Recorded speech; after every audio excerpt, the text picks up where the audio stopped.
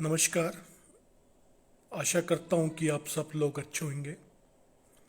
आज फिर आपसे साई बिजनेस क्लब के लाइव टॉक शो में रूबरू होने का मुझे मौका मिला है। आज मैं एक नए सब्जेक्ट पे या एक नए लेसन पे आप लोगों से चर्चा करूँगा। बहुत अच्छा टॉपिक है और बड़ा इम्पोर्टेंट टॉपिक है ड्यूरिंग दिस पीरियड। मैं सर्वप्रथम आपको अपना परिचय देता हूँ। मैं डॉक्टर हिमांशु वशिष्ठ हूँ और एक कंसल्टेंट फिजियोथेरेपिस्ट हूँ। मेरा इंस्टीट्यूट का नाम वैदिक ortho spine and super special centre Jaipur. विगत 12 वर्षों से मैं इस डिवीज़न में काम कर रहा हूँ। मेरा स्पेशलाइजेशन जो है वो स्पाइन स्पोर्ट्स इंजरी में है। आज इस टॉपिक में आपसे डिस्कशन करूँगा। एक बड़ा अच्छा टॉपिक है वो, और हम सभी के लिए बड़ा महत्वपूर्ण है। जब भी कोई इंजरी होती है, चाहे वो हमारे घर में हो, चाहे कोई आरटीए केसेस हो, चाहे वो ड्यूरिंग स्पोर्ट्स के अंदर हो, तो हमें क्या करना चाहिए और क्या नहीं करना चाहिए। कई बार ऐसा होता है कि हम लोग कहीं घूमने जाते हैं, हमारे साथ कोई इंजरी हो जाती है, तो हमें पता नहीं होता है कि हमें क्या तो करें क्या नहीं करें। सेम है, घर में हमारे बुजुर्ग लोग होते हैं या बच्चे होते हैं, जब वो कभी फॉल डाउन हो जाते हैं तो हमें भी नहीं पता चलता कि क्या इंजरी हुई है और हमें उस इंजरी को किस तरह से प्रिवेंट करना है। तो मेरा जो आज का टॉपिक है वो इसी से संबंधित है। उस टॉपिक को हम हमारी मेडिकल टर्म में राइस कहते हैं, RICE। आर का मतलब होता है रेस्ट, आई का मतलब होता है आइस, सी का मतलब होता है कंप्रेशन और ई का मतलब होता है एलिवेशन। तो मैं स्टार्ट करता हूं अपना टॉपिक राइस। बेसिकली जब हमारे साथ कोई इंजरी होती है, हम गिर गए हैं, खेल के दौरान हमारे कहीं चोट लग गई है, सड़क पे हमारा एक्सीडेंट हो गया है,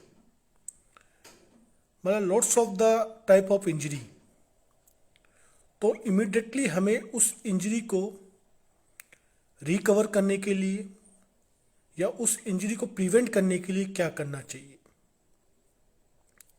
जिससे कि वो जल्दी से हील हो और उस इंजरी की वजह से जो हमें नुकसान हुआ हो, हम उसको कितनी जल्दी प्रिवेंट कर सकते हैं, कितनी जल्दी उसका निवारण कर सकते हैं। तो यही मैं आपको आज बताऊंगा। ये 4 शब्द हैं, बड़े इंपॉर्टेंट हैं। मैं फिर दोहरा रहा हूं, ये 4 शब्द हैं और बड़े इंपॉर्टेंट हैं। Rice, RICE। तो मैं पहले आर पे बात करता हूं। आर का मतलब होता है रेस्ट। जब भी हमारी या हमारे किसी भी लोगों को या किसी भी पेशेंट को जब कोई इंजरी होती है तो हमें उसे रेस्ट कराना चाहिए। रेस्ट के अंदर मैं थोड़ा डीपली आपको बताना चाह रहा हूं। Rest and protect the injured और सोर area during sports, during home activity, other than कोई भी आरटी इंजरी होती है। जब पेशेंट गिरता है, फॉल डाउन होता है, तो हमें उसे इमिडिएटली उठा के किसी भी जगह पे बैठा देना चाहिए।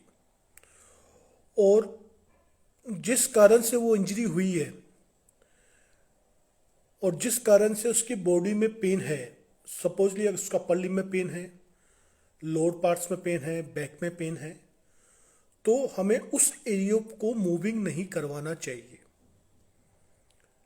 अगर आपका नी में इंजरी हुई हो तो आपको नी को सपोर्टली आप पेशेंट को किसी भी चेयर पे बैठा सकते हैं। अपर लिम्ब इंजरी हुई है तो अपर लिम्ब को सपोर्ट देके उसको मूविंग को रोक के उसको बैठा सकते हैं।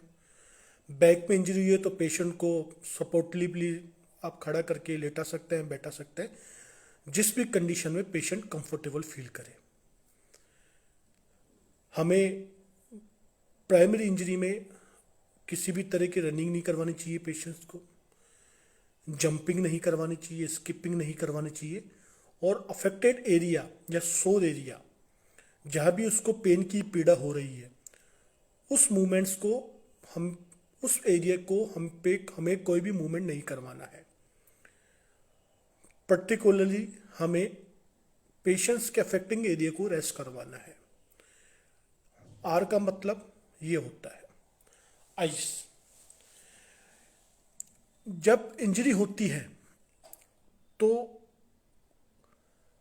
वहाँ स्वेलिंग भी आ जाती है, जो भी पार्ट अफेक्ट होता है वहाँ सोर भी बहुत हो जाता है कि अफेक्टिंग एरिया में पेन कहाँ कहाँ है, और वहाँ कई बार हिमोटोमा भी बन जाता है। आपने देखा होगा जब पेशेंट गिरता है तो वहाँ रेडनेस हो जाती है, तो वहाँ ब्लड इकट्ठा हो जाता है, ब्लड का कोट बन जाता है। तो आइस का मतलब होता है, आई का मतलब होता है आइस। आइस क्या करती है प्रिवेंट इंजरी में? Its help to reduce your inflammation and pain. वो हमारी सूजन को उतारती है और जो पेन ड्यूरिंग इंजरी हुआ है उसको क्योर करने में हमारी मदद करता है। सेकंड, 10 to 20 मिनट्स हमें आइस को फॉलो कर सकते हैं। दिन में 3 बार हम उसको अप्लाई कर सकते हैं और मोर देन कई बार भी हम उसको अप्लाई कर सकते हैं। इस totally depend on the traumatic conditions. वो आपकी इंजरी पे डिपेंड करता है। अगर आपकी इंजरी माइल्ड है, मॉडरेट है या सर्वर है, वो सबके साथ डिफरेंट इंजरी होती है, क्योंकि इंजरी बता के नहीं होती है कि उसका लेवल किस तरह का हो सकता है। आइस का फॉर्मेशन हमें टिल टू इंजरी से 48 से 72 घंटे तक हम आइस का फॉर्मेशन कर सकते हैं। इंजरी के टाइम से लेके 48 आवर्स टू 72 आवर्स तक हम आइस का फॉर्मेशन कर सकते हैं। जब आपकी स्वेलिंग अफेक्टेड एरिया से जो भी इंजरी हुई है वहाँ जब आपकी स्वेलिंग कम होने लग जाती है, स्वेलिंग बड़ी माइल्ड हो जाती है, तो आप हॉट फॉर्मेशन को अप्लाई कर सकते हैं। अगर स्वेलिंग ज़्यादा है, कई बार 72 घंटे के बाद भी स्वेलिंग अच्छी खासी रहती है, तो आपको गर्म पानी की बजाय, गर्म सेक की बजाय आइस का फॉर्मेशन करना चाहिए। थर्ड, हमें कोई भी हॉट फॉर्मेशन या आइस फॉर्मेशन डायरेक्टली स्किन पे नहीं लगाना चाहिए। हम आइस क्यूब लें तो उसकी कोई पॉलीथीन में लें या कोई कपड़े में उसको बांध लें। हॉट फॉर्मेशन हम करते हैं तो डायरेक्टली पानी नहीं डालना चाहिए, कोई भी टॉवल को उसमें डिप करके उसको निचोड़ के तब उसका फॉर्मेशन हमें स्किन पे करना चाहिए।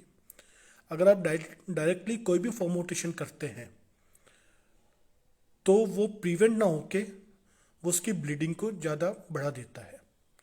इसलिए हमें डायरेक्टली डर्मिस पर या डर्मिस एंड सेज स्किन पे डायरेक्टली उसका प्रोटेक्शन नहीं करना चाहिए, उसको किसी एप्लीकेटर्स के थ्रू अप्लाई करना चाहिए। वो पॉलीथीन बैग भी हो सकता है, आपका कोई रुमाल भी हो सकता है। तो हमें कभी भी जब प्राइमरी इंजरी होती है तो उसमें बर्फ़ का सेक को फर्स्ट प्रायोरिटी देना है, और 72 घंटे के बाद पेशेंट की कंडीशन के बाद देख के कि उसकी स्वेलिंग ज़्यादा है कम है, अगर कम स्वेलिंग है तो आप हॉट फॉर्मेशन भी कर सकते हो। थर्ड चीज आती है सी, कंप्रेशन। कंप्रेशन सेंस, जब कोई भी चीज इंजर्ड होती है तो हमने उसको रेस्ट करा दिया, लोकल इन्फ्लेमेशन डेवलप होता है तो हमने उसका इन्फ्लेमेशन को आइस की मदद से कम करने की कोशिश करी। अब कंप्रेशन क्या होता है? कंप्रेशन होता है बेसिकली किसी भी इंजरी को प्रोटेक्ट करना किसी एप्लीकेटर्स के साथ, हम उसे कैप बैंडेज के साथ भी एप्लीकेटर्स कर सकते हैं, कोई बार्पिंग भी कर सकते हैं किसी भी इंजरी की। कुछ हमारे प्रोस्थेटिक्स एलिमेंट भी आते हैं, हम उसको भी मदद कर सकते हैं। अब कंप्रेशन में होता क्या है, बेसिकली कंप्रेशन और वार्पिंग द इंजरी और सोर area with an elastic bandage. हमें पता नहीं होता है प्राइमरी इंजरी में, यदि हमारा नी इंजर होता है, एल्बो इंजर होती है, वट एवर कोई भी पार्ट हमारा इंजरी होता है, तो हमें नहीं पता होता है कि वहाँ फ्रैक्चर हुआ है या कोई बोन का डैमेज हुआ है, तो हम उसको एक वार्पिंग कर सकते हैं। कई बार प्राइमरी इंजरी में हमारे पास कैप बैंडेज नहीं होती, तो हम कपड़े से उसको कवर कर सकते हैं, इलास्टिक बैंड से उसको कवर कर सकते हैं, या कैप बैंडेज हम मेडिकल स्टोर से लेके उसको कवर कर सकते हैं। अब वो हमारी स्वेलिंग को रेड्यूस करने में, डिक्रीज करने में मदद करता है। इट्स हेल्प टू रेड्यूस आप local inflammation and decrease the swelling. हमें कभी भी कैप बैंडेज को या बार्पिंग, जो भी हम किसी कपड़े को यूज कर रहे हैं, उसको कभी भी टाइट नहीं बांधना चाहिए। उसको आप जब भी कवर करो तो आप पेशेंट से पूछ लीजिए कि ये टाइट थोड़ी है। अगर पेशेंट उसको अनकंफर्ट फील करता है तो आप उसको यूज कर दीजिए। अगर आप ड्यूरिंग इंजरी में कोई भी कैप बैंडेज या उसकी वार्पिंग करते हैं किसी भी एप्लीकेटर्स के साथ, तो वो नॉर्मलाइज होना चाहिए, ज़्यादा हार्ड नहीं होना चाहिए, ज़्यादा टाइट नहीं होना चाहिए, नहीं तो वो आपकी स्वेलिंग को डिक्रीज करने के बजाय उसको इंक्रीज कर देगा और पेशेंट्स को सेकेंडरी कॉन्ट्राइंडिकेशन वहाँ डेवलप हो जाएगा।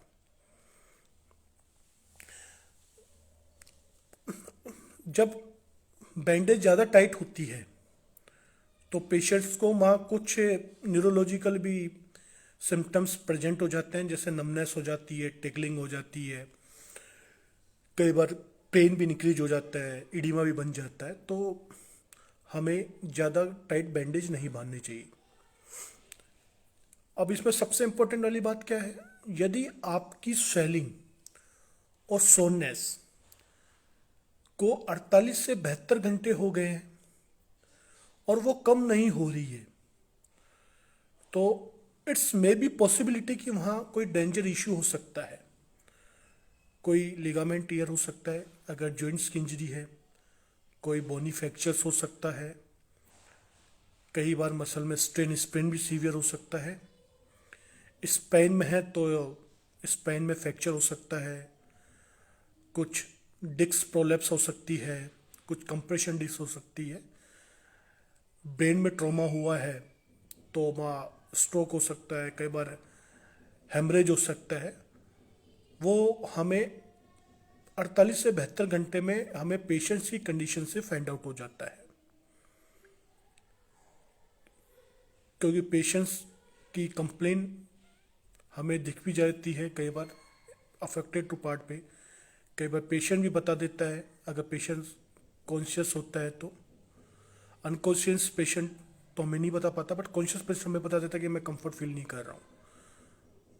तो ये सबसे इम्पोर्टेंट पार्ट है कंप्रेशंस का। हेमंत जी जुड़ने के लिए धन्यवाद, कृति जी आपका भी आभार, मानवी जी आपका भी धन्यवाद। तो बेसिकली ये जो मैंने आपको आज चीज़ें बताई राइस, अब फोर्थ टॉपिक आता है इसके अंदर ई का मतलब था एलिवेशन। जब भी कोई भी पार्ट इंजरी होता है, अगर हमारा लोअर लिम इंजरी है, इंजर्ड है, अपर लिम इंजर्ड है, तो हमें उस पार्ट को, उस एरिया को हैंगिंग नहीं करना है, लटकाना नहीं है, उसको एलिवेट करके रखना है, उसको ऊपर उठा के रखना है। पेशेंट को हमने लेटा दी, आइसिंग हमने कर दी। अब पेशेंट्स का एलिवेशन का मतलब, एलिवेशन मतलब होता है किसी भी अफेक्टेड एरिया को एलिवेट करना, उसको ऊपर की तरफ उठा के रखना। अगर लोअर पार्ट है तो आप उसके नीचे पिल्लो लगा दीजिए, अपर पार्ट है तो भी आप पिल्लो लगा सकते हैं, बैक इंजरी है तो हम उसको टर्निंग करके लेटा सकते हैं, अगर राइट साइड उसको पेन है तो लेफ्ट साइड टर्न करवा सकते हैं, लेफ्ट साइड पेन तो राइट साइड पेन करा सकते हैं। मिड लाइन उसको पेन है तो हमारा कुछ पोस्चरल सिस्टम्स होते हैं, उस हिसाब से आप उसको लेटा सकते हैं। नेक में पिल्लो लगा सकते हैं, नीज के नीचे पिल्लो लगा सकते हैं, जहाँ उसको पेशेंटली थोड़ा आराम हो। अगर आपके एल्बो में है तो हम स्लिंग भी उसको यूज करवा सकते हैं।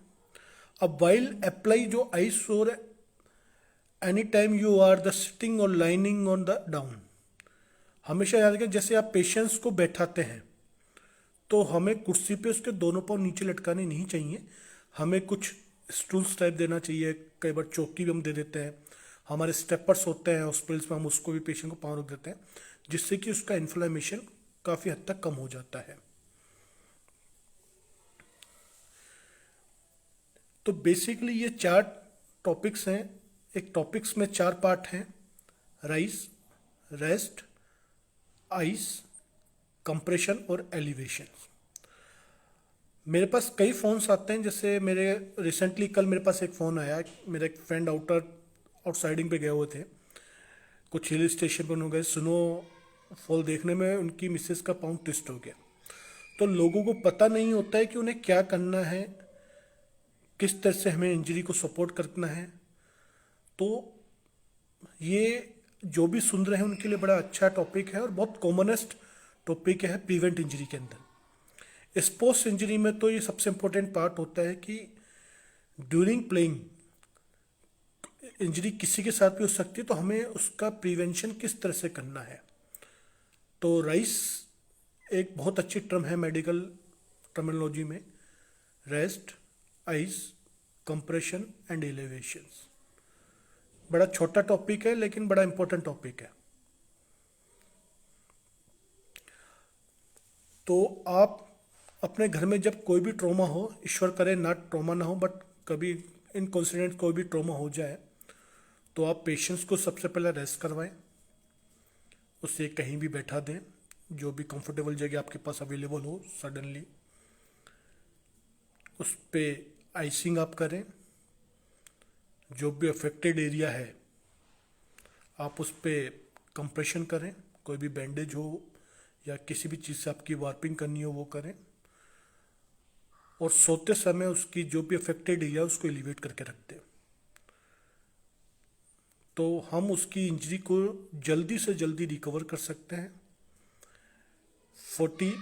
24 hours to 72 hours between the period injury, हमें उसको प्रॉपर देखना है कि कोई ब्लीडिंग उसके ना हो रही हो, कोई न्यूरोलॉजिकल सिम्टम्स पेशेंट में प्रेजेंट नहीं हो रहे हो। अगर इस टाइप के कोई भी सिम्टम्स पेशेंट्स में प्रेजेंट होते हैं तो जो भी एक्सपर्ट ओपिनियन आपको लेनी, immediately go for the doctor. जो भी वो आपको इन्वेस्टिगेशन एडवाइज करते हैं आप उसको फॉलो करें, और उनके जो भी डायरेक्शन है आप उसको कैरी ऑन करें। प्राइमरी लेवल की इंजरी को हम हमारे घर पे कवर कर सकते हैं। कोई सीवियर ट्रॉमेटिक इंजरी होती है तो हर हॉस्पिटल्स में एक इमरजेंसी डिपार्टमेंट होता है, वहाँ पेशेंट को ले जाके उसको क्योर करवा सकते हैं। आपकी कोई भी कैरीज हो तो आप साई बिजनेस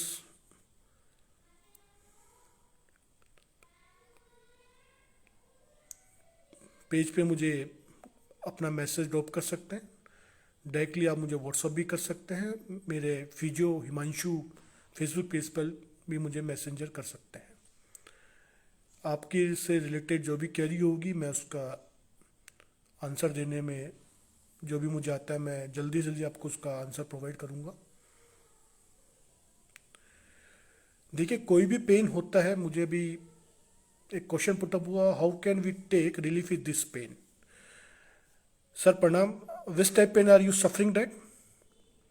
देखिए, कोई भी पेन होता है, लोकलाइज कोई भी पेन होता है, और पेन का टाइप डिफरेंट होता है। अगर आपको मस्कुलर पेन है तो मस्कुलर पेन 2-3 तरीके से होता है सर। वो पोस्चरली भी हो सकता है, कोई इंजरी की वजह से भी हो सकता है, और टेंडेनाइटिस भी हो सकती है।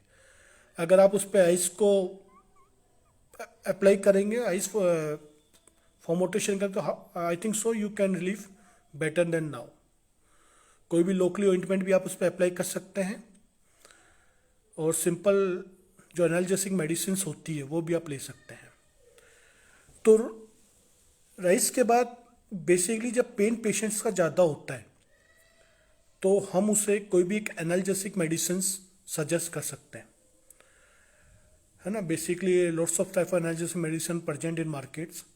अगर मस्कुलर पेन है तो आप उसको मसल रिलैक्सेशन दे सकते हैं।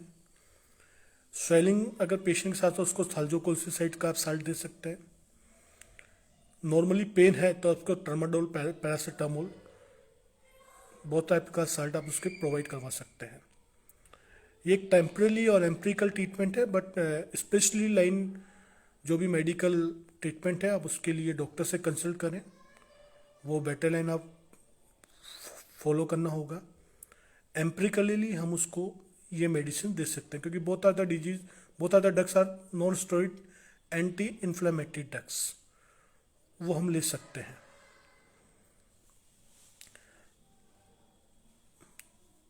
अगर आपके साथ इस टाइप की कोई भी इंजरी हो जाए तो आप अपने राइस को फॉलो करें, अपने इंजरी को आप बेटर देन कवर कर सकते हैं कि हम उस इंजरी को वहीं प्रिवेंट कर सकें और हमें उस इंजरी से ज़्यादा हार्म ना हो। बड़ा अच्छा छोटा टॉपिक है लेकिन बड़ा इम्पोर्टेंट टॉपिक है, क्योंकि सर्दियों में इस टाइप्स की इंजरी बहुत होती हैं। रोडों पे स्कूटरों का स्लिप होना due to cause of fog, लोग आउटिंग बहुत कर रहे हैं तो हिल स्टेशंस पर जा रहे हैं तो वहाँ भी कई बार ट्रॉमेटिक इंजरी हो जाती है, स्लिप हो जाते हैं, पैर ट्विस्ट हो जाता है, मसल स्पाजम हो जाता है, पोस्चरली भी ट्रॉमा हो जाता है। तो अगर आप इस डायरेक्शन को फॉलो करेंगे तो डेफिनेटली आपको बहुत अच्छा महसूस होगा और आप अपनी इंजरी को जल्दी से रिकवर करने में हेल्प ले सकते हैं। तो आप लोगों की कोई भी कैरिज हो तो डायरेक्टली आप मुझे फ़ोन भी कर सकते हैं। छोटा टॉपिक है, मैं नेक्स्ट टाइम आपसे और भी अच्छे टॉपिक्स का डिस्कशन करूँगा। During this time we are very busy in my OPDs, तो मुझे जो जितना भी टाइम मिलता है अपने आप को रिकवर, आप लोग उसको अपडेट करने में, तो मैं ऐसे टॉपिक को लेके आना चाहता हूँ जहाँ लोग उसको समझें और वो टॉपिक बेसिकली ऐसे होने चाहिए मेरे हिसाब से, क्योंकि हमें कोई भी इंजरी कहीं भी हो सकती है। तो मैंने सोचा कि मैं आज आप लोग सब लोगों से राइस पे डिस्कशन करूं, क्योंकि लोगों को पता नहीं होता है कि जब कोई इंजरी होती है तो लोग आज भी गर्म पानी का सेक ज़्यादा कर लेते हैं, पेशेंट्स को मूविंग कराते हैं, बार बार कहते हैं हाथ उठा, पैर को उठाओ, घुमाओ, तो उनको पता नहीं होता है कि हमें इंजरी को प्रिवेंट करना है या मूविंग करना है। लोग आज भी हल्दी का लगा के उसको टाइट बांध देते हैं, जहाँ वो पेशेंट को रिलीफ ना हो के एडिमा डेवलप कर देता है। पेशेंट को सीधा लेटा लेते हैं, हमें स्लीपिंग पोस्चर नहीं पता, हमको उसका एलिवेशन नहीं पता कि हमको उसको इंजरी को कैसे एलिवेट करना है। तो मैंने आज ये टॉपिक आप सब लोगों से डिस्कशन किया। आपकी कोई क्वेरीज हो तो आप मुझसे पूछ सकते हैं, मैं भी फेसबुक पे लाइव हूँ।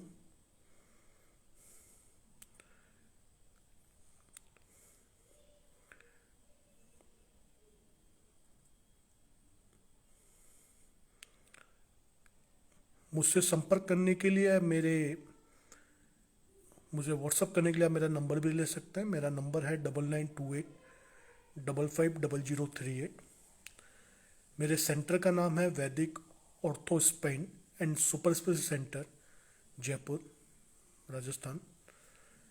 मेरा हॉस्पिटल्स का नंबर है 014127864443।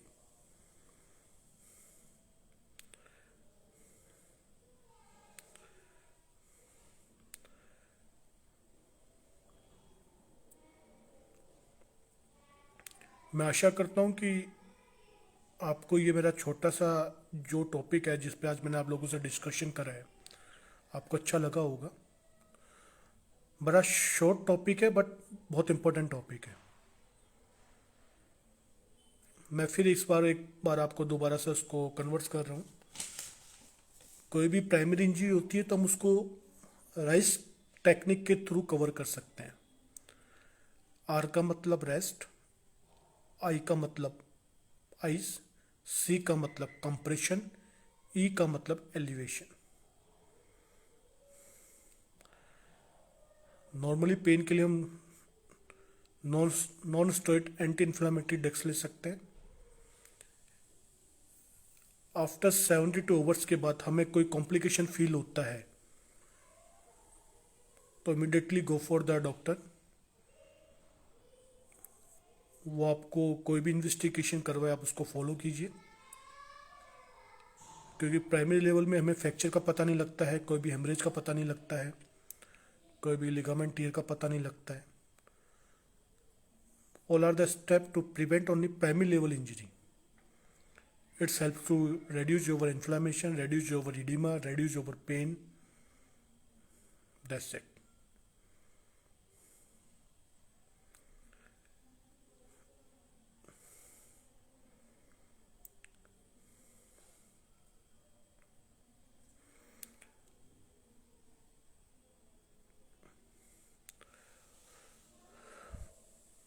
आशा करता हूँ कि आपको मेरा ये आज का डिस्कशन अच्छा लगा होगा।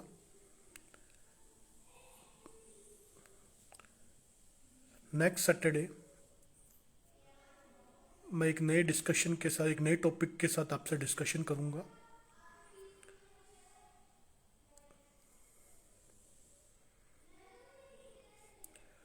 कोई भी क्वेरी हो तो आप मुझे मैसेंजर कर सकते हैं, व्हाट्सअप कर सकते हैं, मेरे मोबाइल पे मुझे कॉल कर सकते हैं। अगर मैं इन केस ऑफ मैं आपका फ़ोन पिक ना करूँ तो आप मेरे हॉस्पिटल पे भी कॉल करके मुझसे डिस्कशन कर सकते हैं।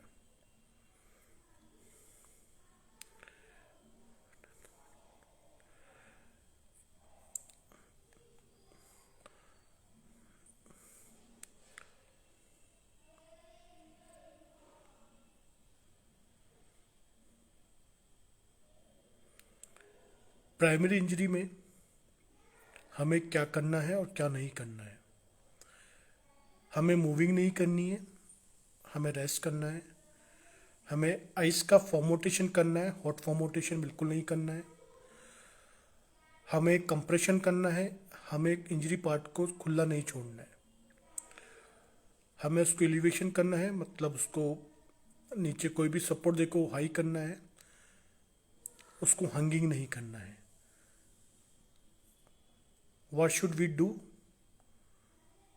What should don't we do, हमें क्या करना चाहिए क्या नहीं करना चाहिए वो मैंने अभी आपको बताया है।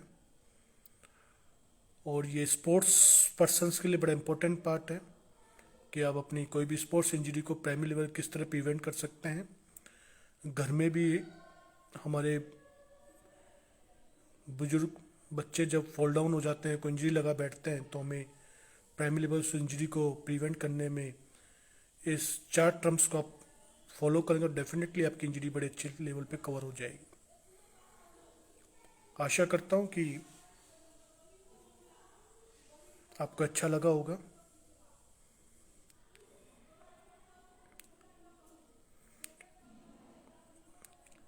क्योंकि आप फिट हैं तो ही हिट हैं। अभी भी कोरोना हमारे देश से नहीं गए तो कोरोना की गाइडलाइन को फॉलो करें, मास्क को वैक्सीन माने जब तक कि हमें वहाँ से रेड सिग्नल नहीं मिला हो। नॉर्मली वॉकिंग करें, विस्वॉक करें, अपनी एनर्जी को बूस्टअप करें, प्रॉपर डाइट लें, सैचुरेशन को मेंटेन करें, बीपीस को चेक करें, जो भी हाइपरटेंशन पेशेंट सफ़र करें, और कोरोना की गाइडलाइन को आप फॉलो करें, डेफिनेटली आप इस जंग को जीत सकते हैं। शुभ रात्रि। फिर आपसे रूबरू होऊंगा नेक्स्ट सैटरडे एक नए सब्जेक्ट के साथ। छोटा टॉपिक था लेकिन बड़ा इम्पोर्टेंट टॉपिक था। होप सो आपको अच्छा लगा होगा। धन्यवाद।